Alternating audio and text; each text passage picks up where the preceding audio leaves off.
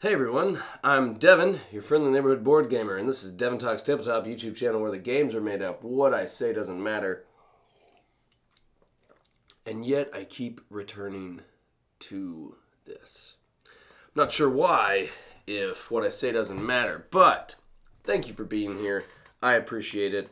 This is part of my dear goodness, I need to catch up because I need to catch up. I'm so behind. I've had like 5 days or something like that without videos, and I'm tired. I'm still pooped. I'm still pooped from travel, but I figured it was only right to do what several of you requested, which was to give a recap about Essen, to share my experience. It was my first time going to Essen Spiel, just outside of Dusseldorf in Germany, and I just wanted to share my thoughts. I came back with a couple of games. I came back with an appreciation for getting to go back to Europe for the first time since, maybe like 2018 for a wedding in England, and then prior to that, 2012 maybe for study abroad with my wife. It's been a while since I've been to Europe, quite a while, and I miss it. I love a lot of things about Europe.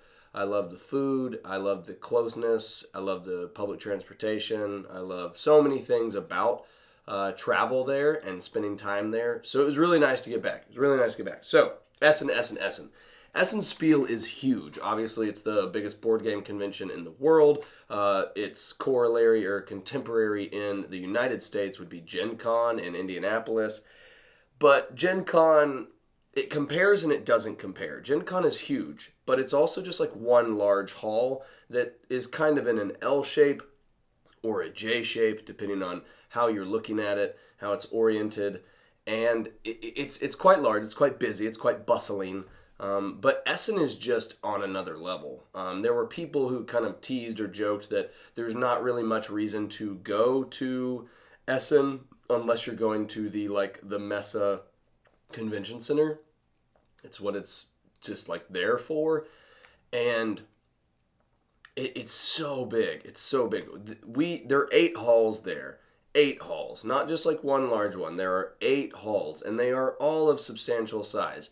We were in 6 of the 8. 7 and 8 weren't used. They were kind of just like milling about areas. People could kind of be at 7, or they could be outside 1 and 3 as the entrances.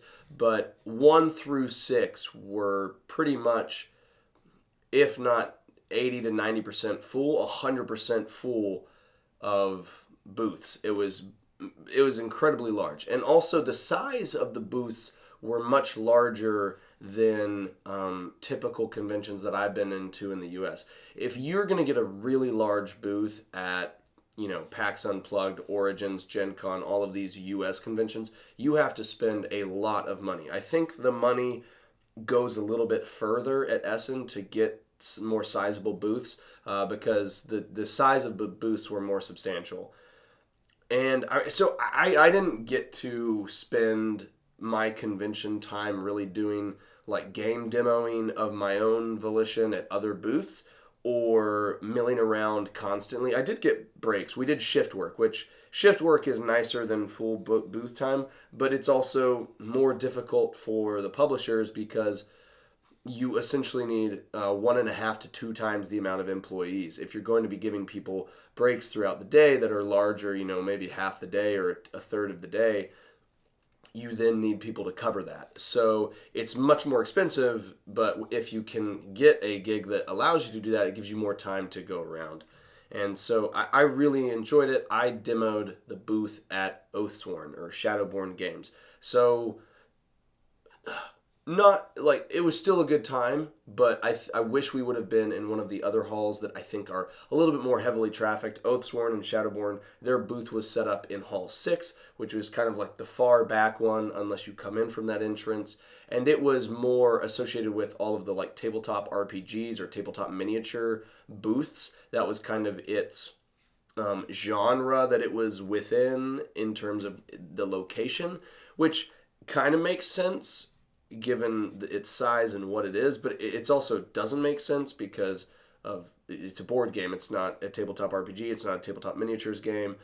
So that was a little strange, but hopefully next year they'll be able to get like different positioning. So I worked the booth there. I did hours of, 5-hour blocks or something like that, 5 or 6 hour blocks, something like that. And so I worked there. I, worked first point of contact for people walking by, answered any questions that need to, signing people up to purchase the remaining stock that was available for the first Kickstarter, and then also demoing the game. So we had like a pretty controlled demo. Each person has their own little nuances that they do, but it's a very controlled demo that works in about 15 to 30 minutes in terms of gameplay and then answering questions. And it gets people invested, interested. They get to see how the gameplay functions within the Oathsworn, and then they get to see a little bit about how the bosses function in an encounter, and then we explain what the story and other stuff looks like.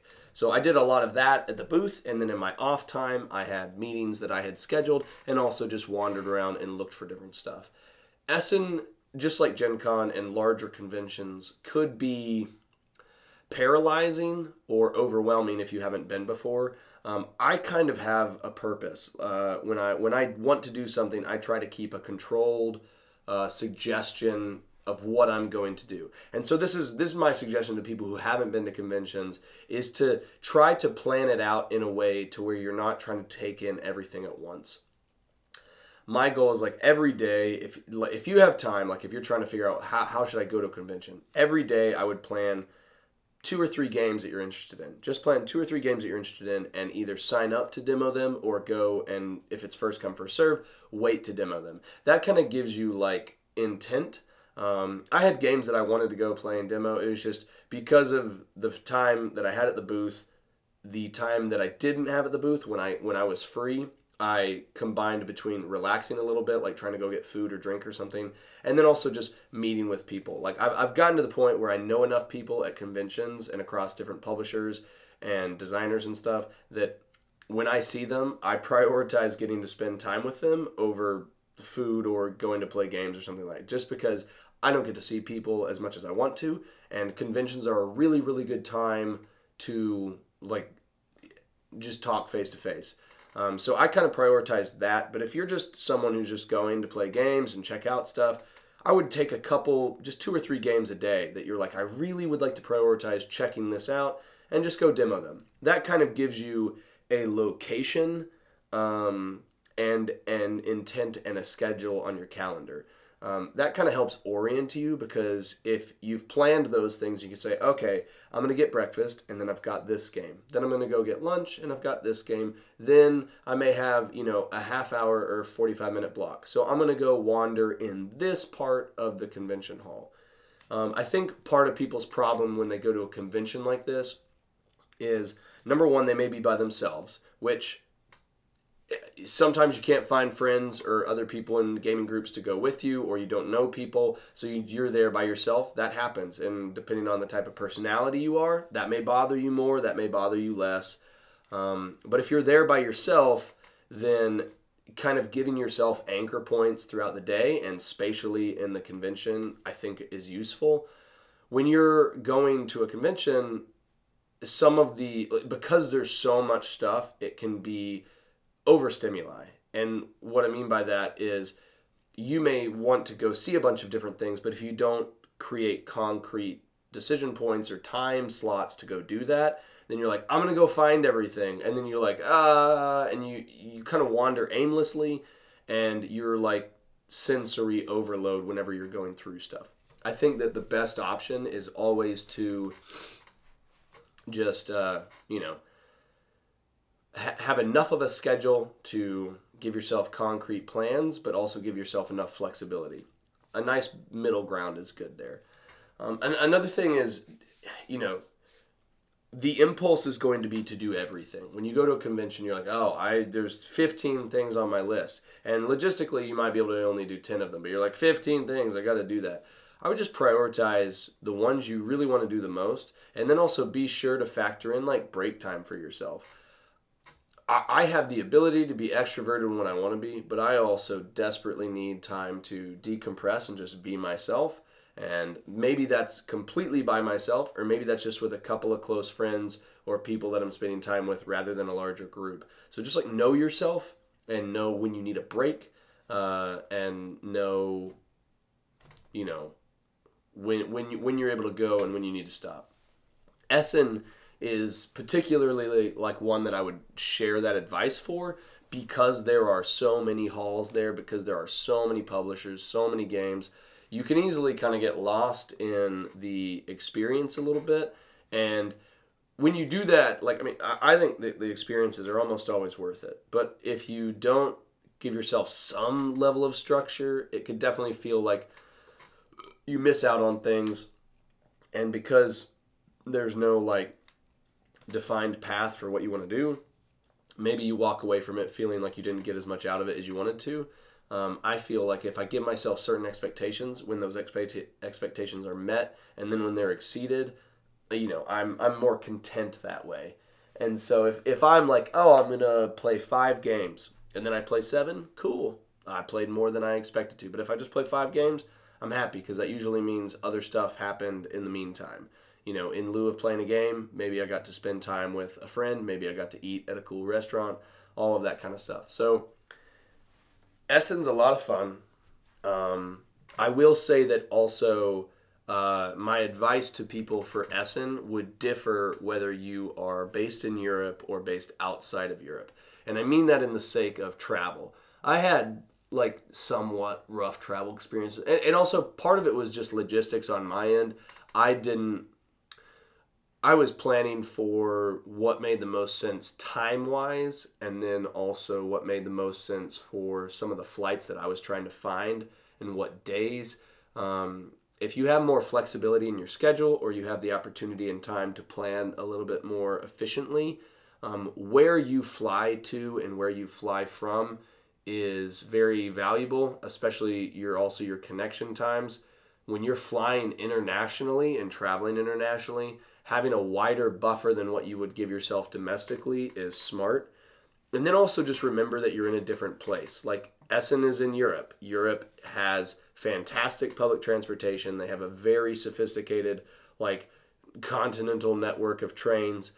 Flights are not the only way to get somewhere. You can even drive if you have the time and desire. I mean, I don't mind driving in Europe. They all have really nice cars everywhere.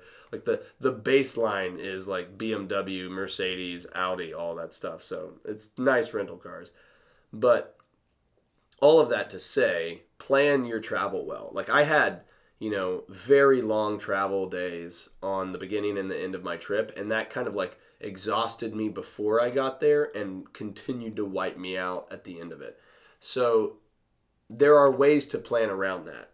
I should have probably flown, instead of trying to get close and get to Dusseldorf, I probably should have flown to and from Frankfurt and then just taken the train into Essen. That would have likely been more efficient in terms of the kind of flights it could have gotten me. So again, yeah, this is less pertinent for European travelers who have way less of a window in which they have to worry about getting there. But if you're an international traveler, then definitely I would say be mindful of what your travel looks like on the beginning and end. And if you can, like, try to give yourself restful and smart travel, stops or planning along the way.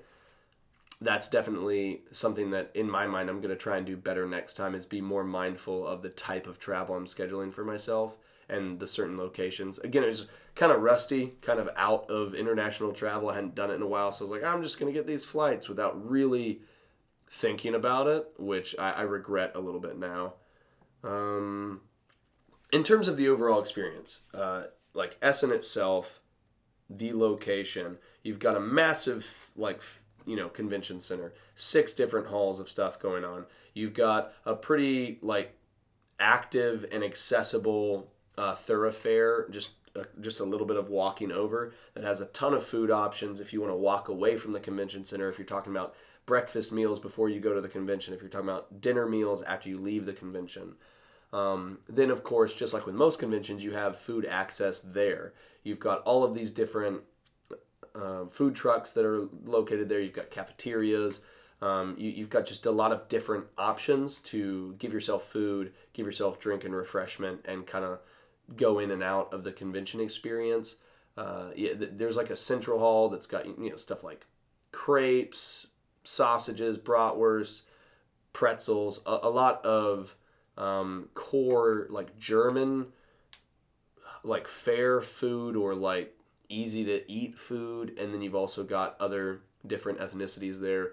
There was like donor stuff. There was some Greek food. Different options there to eat. So the halls themselves, because there's so much space, because the booths are more accessible, I never really felt like any of the convention halls had a press of human bodies. Sometimes at Gen Con and at other conventions that are maybe slower, you can get into a scenario where there's like a really, maybe the hall's just opened or something else is going on, and it's just like this not moving press of human bodies, which bothers me because I like to walk quickly. So wanting to walk quickly in a band of like milling humans who are just casually looking around and not have maybe like a purpose of direction is quite like ugh. But there's enough ways to walk around people, so it's not as bad as it seems. Let's see, what else? Essen recap. What else? It's really cool to see a bunch of games. I think that it's the first time where a convention has felt truly international to me. Gen Con and Origins and PAX and Gamma, it feels like a broad industry in terms of like there's a lot of people and a lot of different publishers, designers, people that are doing what they're doing. But Essen was the first time where I was like, this is like an international hobby. There's people speaking different languages around me. Demoers will have little name tags with different flags on them, delineating what languages they speak. And obviously, I didn't need that because I speak English.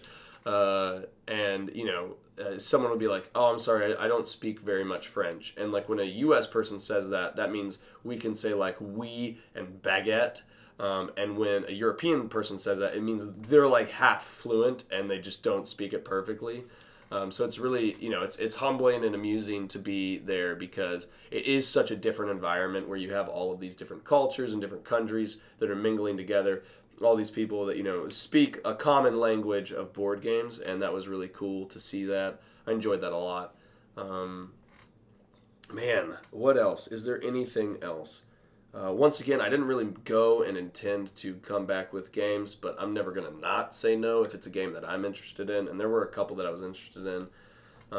But for me personally, which is not always relatable to everybody because I have like a purpose with which I'm going for the sake of networking and meeting with people and developing relationships rather than just playing games. For me, it was a very useful convention because all of these people who I know from Europe but have never been able to meet, had the opportunity to meet with them, and that was really satisfying. So I liked that a lot. But I think everybody could get something out of a convention like that. I always think that conventions are exhausting but worth it. And depending on who you are and how you do it, you can make it more or less exhausting, and you can make it more or less worth it. It just really depends on what you're trying to get out of it and why you're there. For me, I'm there to be around people, to meet more people, to continue friendships, and then also to check out games, not necessarily have the time to play them. I played small games in the evening. I played plenty of games I hadn't played before. I mean, we played Love Letter a couple times. We even tried to play poker one night, but that failed pretty quickly. But we played, let's see, like Super Cult Express, I think, Bang the Dice game. I taught people Tidal Blades Banner Festival, and we played like half of that game. There were quite a few titles that we did play, but they were smaller ones, and they were kind of late in the evening typically. But yeah, I know I had a really good time. I enjoyed it. And if you guys have any questions, I feel like I've covered what I meant to cover in my head. But if I didn't cover something and you're curious about my experience at Essen, just go ahead and let me know, and I'll be sure to chat about it with you. Yeah, I think that's it for video numero uno. See you guys next time.